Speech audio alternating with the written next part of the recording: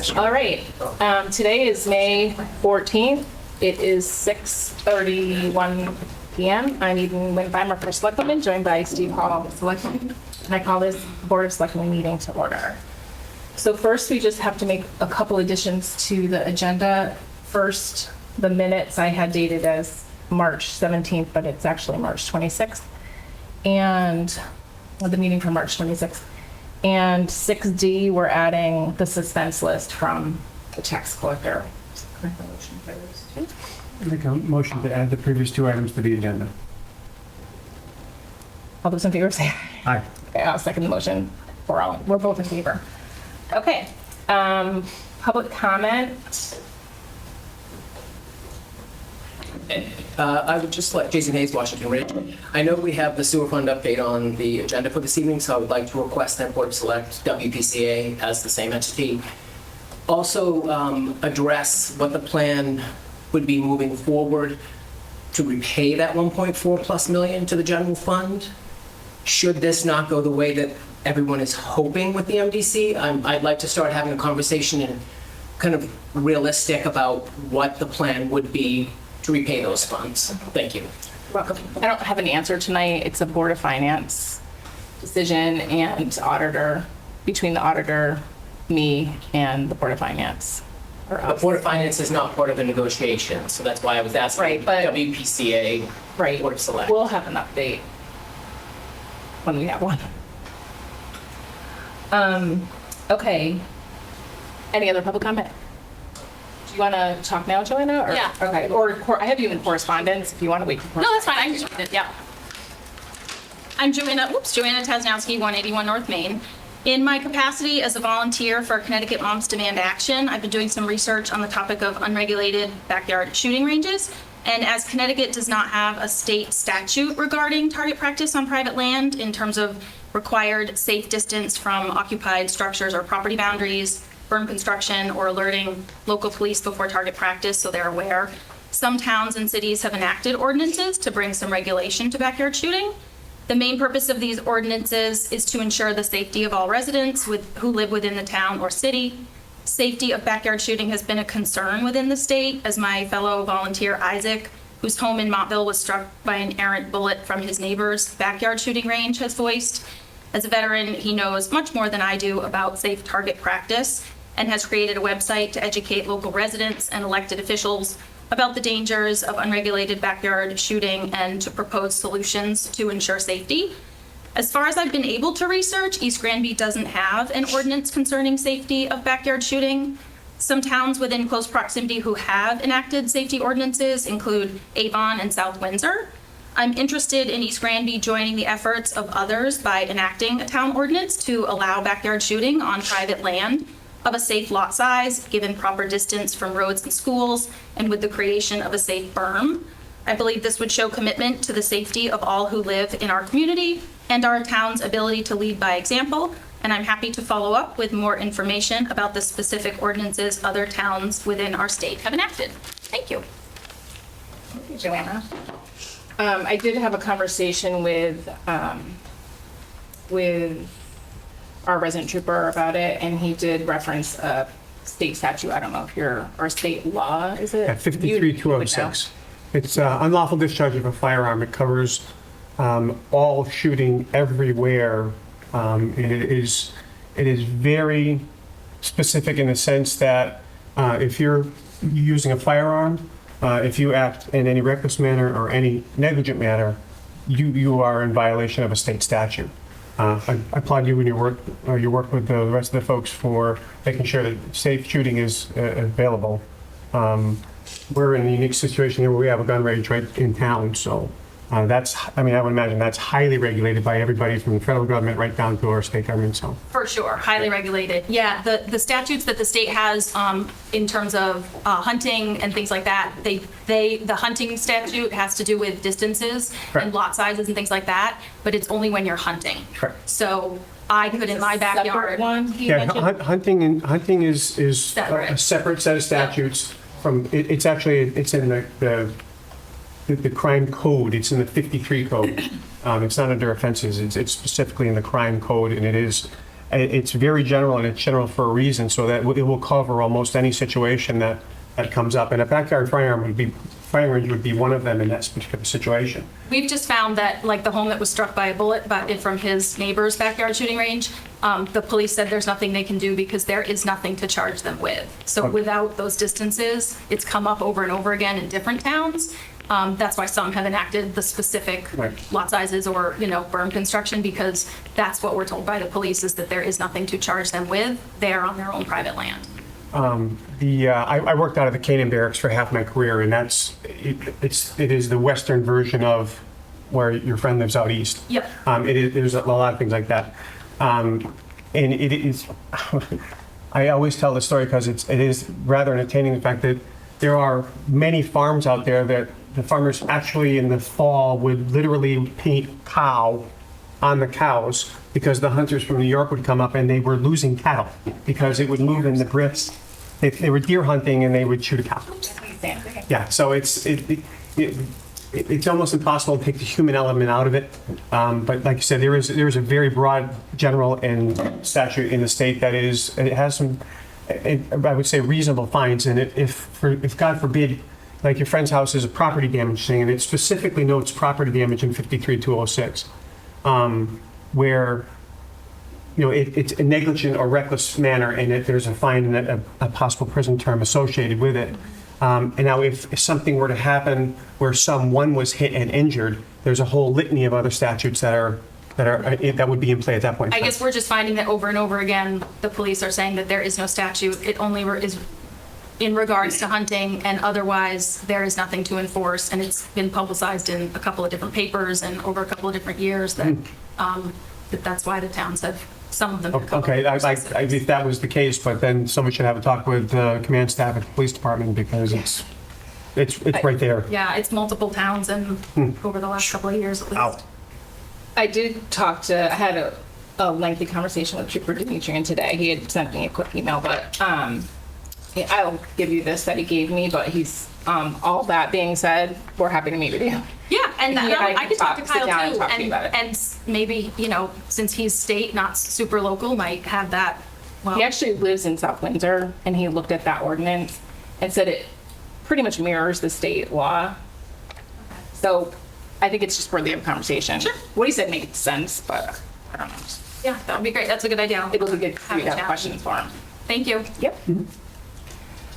All right. Correspondence.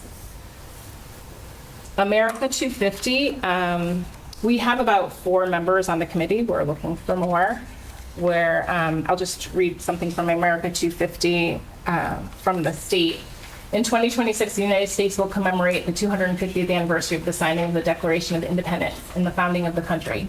Governor Ned Lamont established a Connecticut semi-quincentennial commission by Executive Order 22-2 on July 2nd, 2022.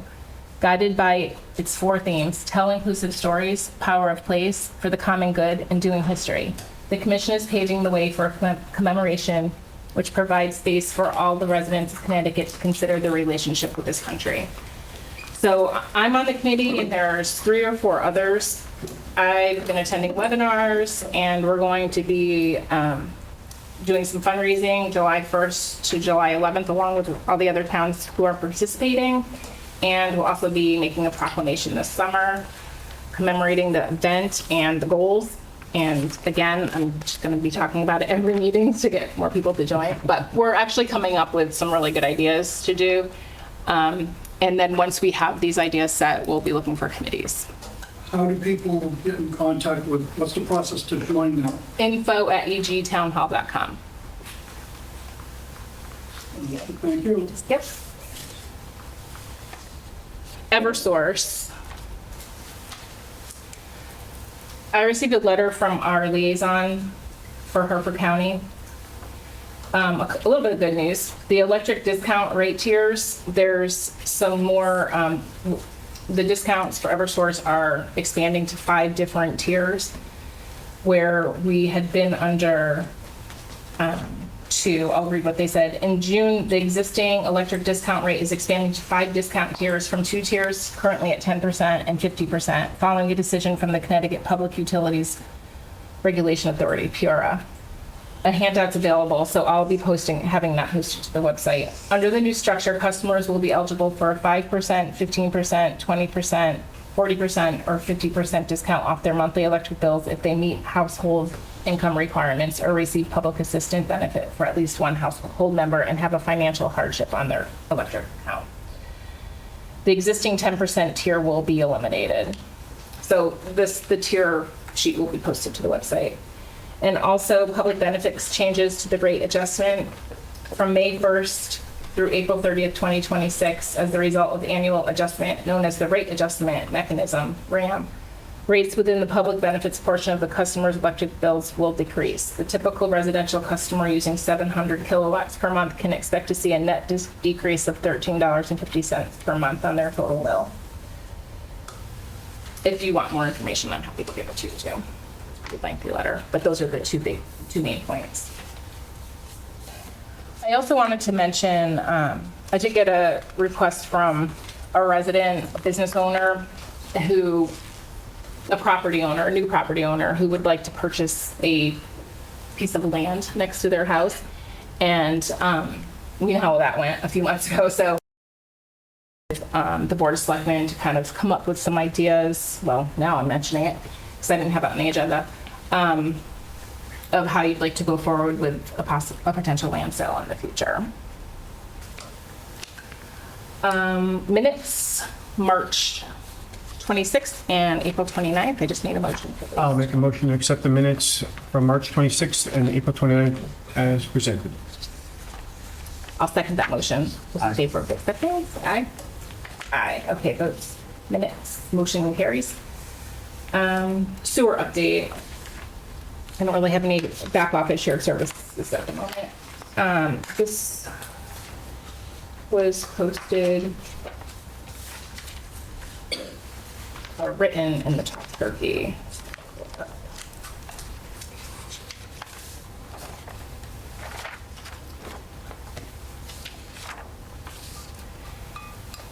We have launched a comprehensive study which will span approximately 6 months. Some of this has been brought up at Board of Finance meetings and Board of Selectmen meetings in the past. During this period, we will collect consistent data and report findings back to NBC for reevaluation of our sewer billing. Accurate data is not just critical, it's the foundation for fairness and accountability. In order to properly measure usage, we are actively working to replace 2 of our main meters in meter pits 1 and 5. We will be conducting a full comparison between NBC billing data and independent flow assessments performed by Flow Assessment Services. This includes reconciling water consumption data and sewer flow to ensure billing accuracy and long-term system reliability. Thanks to a shared service partnership with the Simsbury Water Pollution Control Authority, we are also receiving hands-on support with meter replacement labor, further strengthening our regional shared services.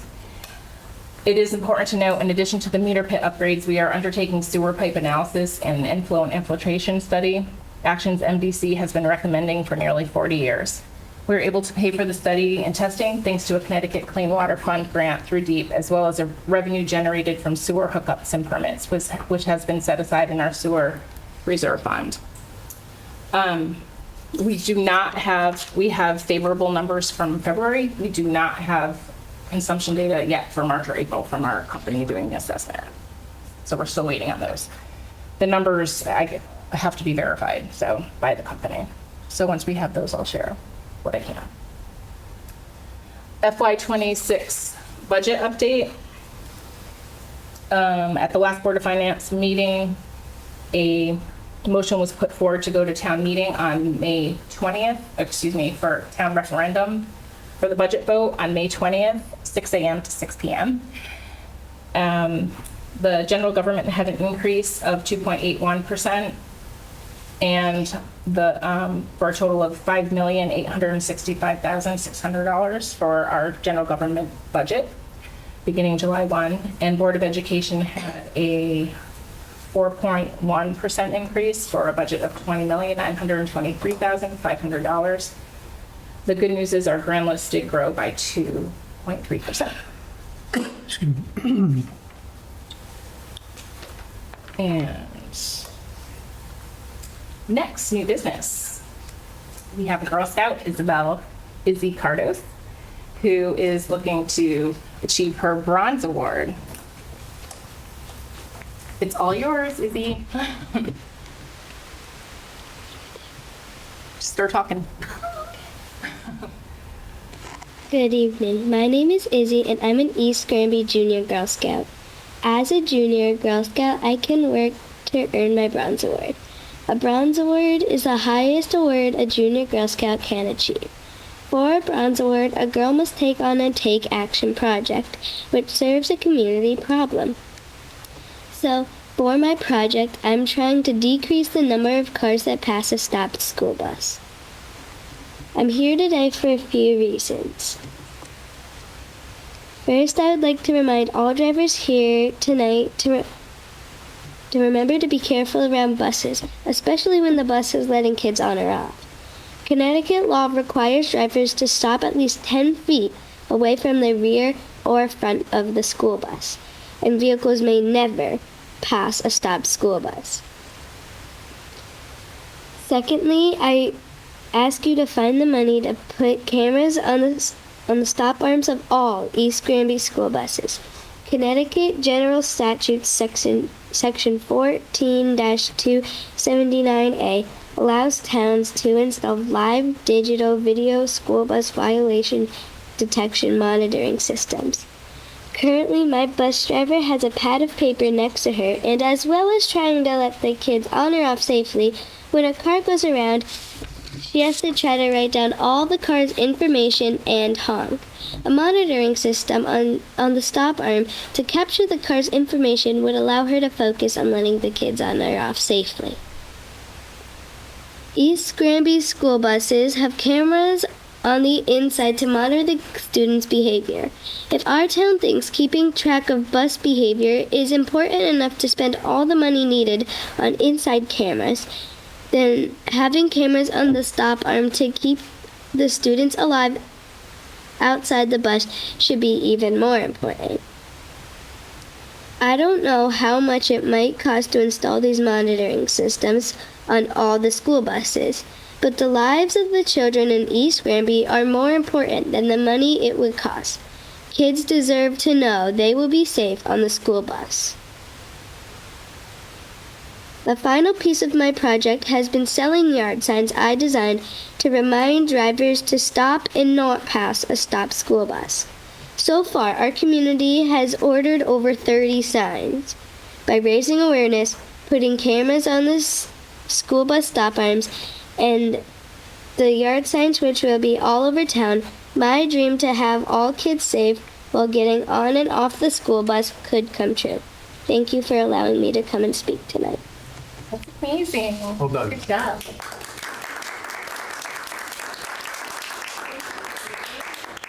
I love that idea. I saw an unbelievable car. You would never believe what car it was. Pass the school bus when my kids were waiting for the bus. It wasn't East Granby's, but it was a post office car. Is that what they're called? Postal. Mail truck? Yes, a mail truck. Pass right in front. Yeah, I followed that car all the way to Simsbury. Yep. That would have been really helpful back. That was a long time ago, but very helpful. So thank you so much for doing that. We'll look into ways. Have you talked to the school yet, or if they had any ideas? Okay. Yeah, no, I can talk to the superintendent and see if they have any ideas. Any grants out there, maybe? Thank you. Yeah, of course. Thank you. Okay, we have a steep grant. You can take a deep breath now. You can leave if you want to say it, but if you want, you can. We have a steep grant, which the engineering drawings are being done for. Actually, the engineering drawings are done, and it's out for bid now for costs. And we have a need to create a steep grant committee so we can follow the construction and disbursement of the funds when we get to that point. So we have a list that we need to apply. I gave it to you. So the list of people who are willing to join the steep committee are Keith Antiak, Mark Lulensky, Pat Gill, Rick Granger, Patrick McKinney, and Anthony Sponzo. So I just need a motion to add those people. I'll make a motion to add the listed people to the steep building committee. I second the motion. Aye. Aye. All right. Thank you for volunteering. Most of these people I'm familiar with have been on some sort of building committee or part of the construction of the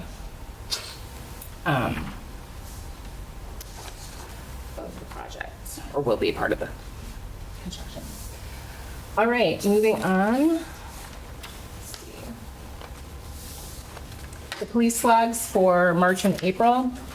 For March, we had reported 9 motor vehicle accidents, 11 alarms, 4 disturbances, 1 fire, 1 larceny, 36 medical assists, 10 suspicious incidents, 20 traffic stops, 1,158 patrol checks, for a total of 1,347 calls for service. In April, we had 12 motor vehicle accidents, 12 alarms, 1 criminal mischief, 2 fires, 1 fraud, 18 medical assists, 8 suspicious incidents, 24 traffic stops, 862 patrol checks, and 1,015 calls for service. It's a busy road now. All right. Next is the tax collector report. The report from the tax collector is that we had a goal of a 98% collection rate, and we've surpassed that. We're at 98.9%, which is great. This month, the tax collector will be filing real estate liens. We have 38 delinquent real estate accounts on the 2023 grant list. She's expecting a few payments before the liens are filed. And she's very happy to report that the final payment for sewer from November 24th has been collected, so there's no sewer liens. And any delinquent motor vehicle bills will be going out for the 2022 grant list to collections.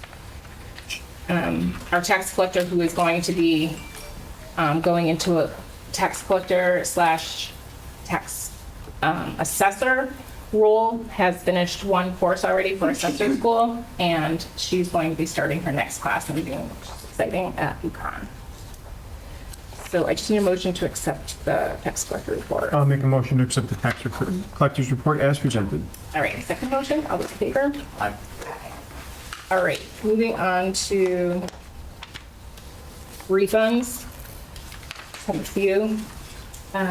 There's one tax refund for John Cooper at 20 Miller Road for $146.07.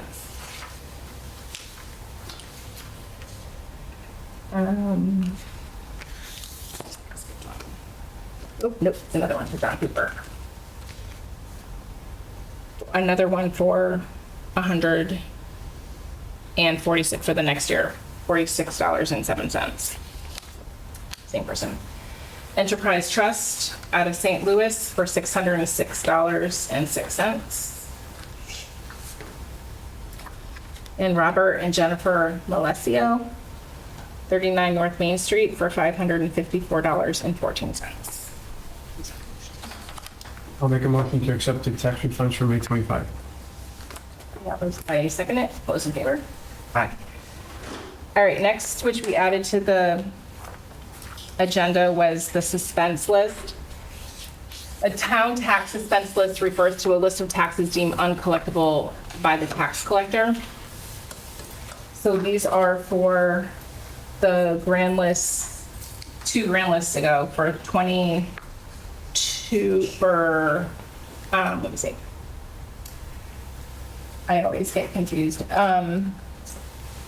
For 22 and 23 grand lists.